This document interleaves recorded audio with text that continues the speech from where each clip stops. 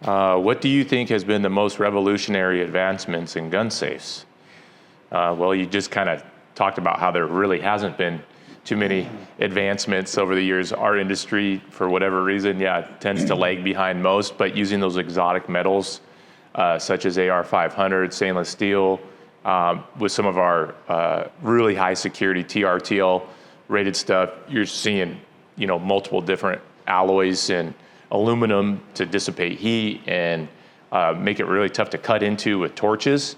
When you think of revolutionary, really it's gonna boil down to the materials being used to keep people out, and then the technology probably behind the lock, right? Yeah. Those are going to be the revolutionary advancements. Yeah, right? the biggest advancements have been around for a while. But again, you're kind of jumping from an industry that has done the same thing for hundreds of years. So, like you were saying, the TRTL rated safes that use an alloy fill, that is some of the biggest advancements that we've seen in the industry. The BFX series, the double walled, interlocking body, concrete filled, those are a couple examples. Some of the mechanism stuff, like you look at the Legend from Fort Knox, and that's just a really cool, but it's actually old technology. Yeah. But you look at that, and some of the internal framework mechanism stuff is pretty cool on some of the higher end stuff. Yeah, Liberty's body, which you've actually even seen adopted by some other manufacturers, but Liberty with that roll form, two-piece robotically formed and welded body. So yeah. Typically, most safes you see are three pieces. So essentially, the back, sidewall, front, that's one piece, top and bottom are another. They combine those three pieces together and they weld it. On a quality safe, you're something like a Fort Knox. A Fort Knox, you're going to get 100% weld on the outside, 100% weld on the inside. Then you have a lot of manufacturers that will do 100% outside and then stitch weld on the inside. So, about every 3 to 4 inches, they're putting a couple inches of weld down.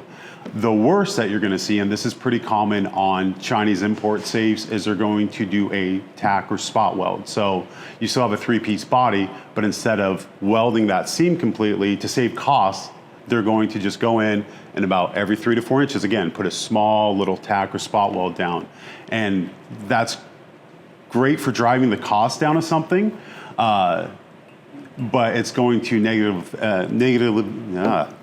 negatively affect security, fire protection. It affects security because as you attack the safe, we've peeled apart safes by just hitting them with a small hammer in between the welds, and then you take a small pry bar, just work that weld back and forth, and because it's not a good penetrating weld, it's just going to break away. Why it negatively affects fire protection is the same thing. You put something into a furnace, that metal heats up and expands, it's just going to pull the safe apart. So even if the welds stay put, meaning they hold, you're basically kind of going to get this smile, right? It's going to open up in between the welds, and it really doesn't matter how much insulation you put inside the safe. It's just going to cause the temperature to drastically rise. But with that being said, I've seen fire tests that is a spot welded safe, and the welds actually do break and pop apart, and you have a safe advertised, to go 60 or 75 minutes, and it fails in, 15 minutes, 10 minutes, 20 minutes. So construction, right, overall, right, in a nutshell, just overall construction by some of our top quality manufacturers would be the best advancements, right? Because it's your turn. Do safes create a target? Yeah, that's a really popular question. That is a good one. What we tell customers is generally neighborhoods are very similar. So in my house or in my neighborhood, the houses all kind of look the same. If someone is casing a neighborhood, they're going to go typically for a soft target. So places that are not well lit, places where someone can conceal themselves. So I think having a safe helps just set the tone of, hey, go to my neighbors, this is a hard target. Yeah, that's something that we've communicated for years, is we look at safes as a deterrent. if someone's got a safe and someone doesn't have a safe, where are you going to go to steal something? Now, being devil's advocate, and I know people are thinking this when watching this is, well, then somebody thinks that I have something that's worth something, so I'm going to attack this place. Well, if you buy a quality safe, right? If you buy the appropriate safe for the value in which you're storing, right, that we've educated you on and we've determined is appropriate, you don't have to hide your safe. Everybody wants to hide their safe. If you buy an inferior product that is not appropriate for the value, then yeah, you should hide your safe because somebody's going to get into it really quickly with basic primitive tools. Those smash and grab thieves are going to be able to come in there in 10 or 15 minutes or less and get into that big box store, imported safe. So we always go back to buy the right safe for your needs. It doesn't matter if somebody knows you have a safe because it's going to do the job that it's intended to do.